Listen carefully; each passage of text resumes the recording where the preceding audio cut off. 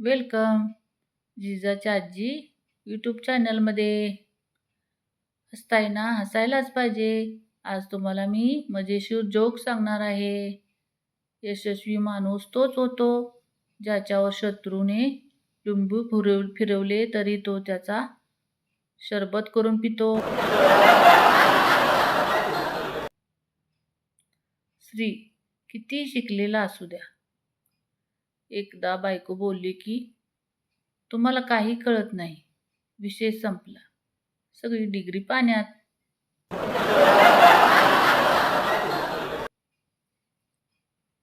तू फक्त हो म्हण. तुझ्यासाठी चंद्र सुद्धा तोडून आणेन.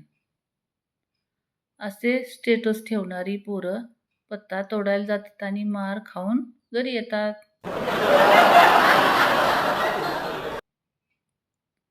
एकदा डीजे नवरदेवाला विचारतो, डीजे किती वाजवायचा आहे? नवरदेव, फक्त दारू चढेपर्यंत. आणि आपले मित्र जनरेटरच्या आवाजावर पण नाचतात.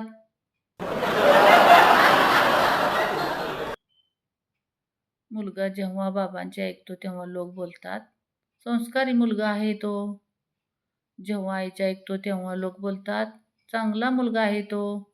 बहिणींचं ऐकतो तेव्हा लोक बोलतात बहिणीवर खूप प्रेम आहे त्याचं.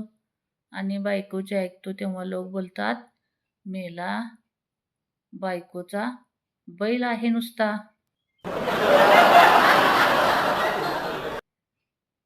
नव्या बंगल्याच्या वास्तुशांतीला गेलो. सहज विचारले, इथे पूर्व दिशा कुठे आहे? त्यांनी बायकोकडे बोट दाखवले. विषय संपला.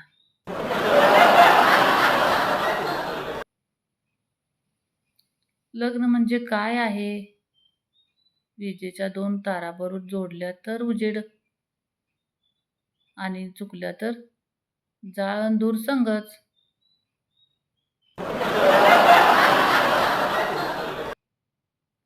गण्या आजी सोबत झोपताना म्हणतो, गण्या, आपण घरात नेहमी 5 जणच राहणार.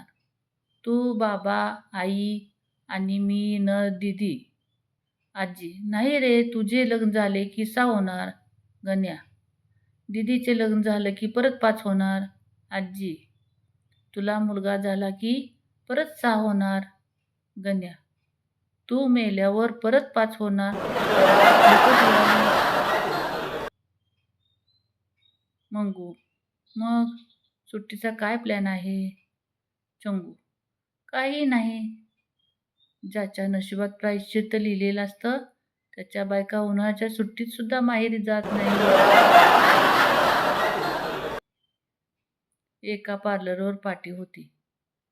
आमच्या इथून निघालेल्या सुंदर मुलीला पाहून शिट्टी वाजवू नये. ती तुमची आजी असू शकते.